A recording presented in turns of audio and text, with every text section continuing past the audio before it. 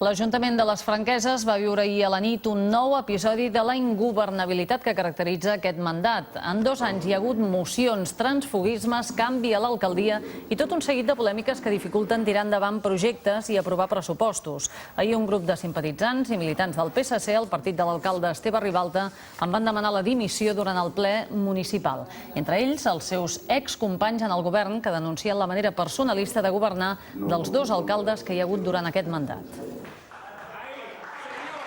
Aquesta dimissió ja l'han demanat a anteriors plens, evidentment perquè està portant al poble una ruïna. Esta dimisión se la pedimos porque la forma de mandar que tiene no nos convence y nos ha engañado a todos los compañeros. En estos momentos somos 15 compañeros que nos vamos a dar de baja del Partido Socialista. Considerem que no és legítim que un alcalde com el senyor Torner o un grup com el grup de CiU que ha perdut l'alcaldia per un procés democràtic el recuperi per 2 regidores trànsfugues que han canviat l'opinió i han canviat el que elles havien manifestat als seus electors.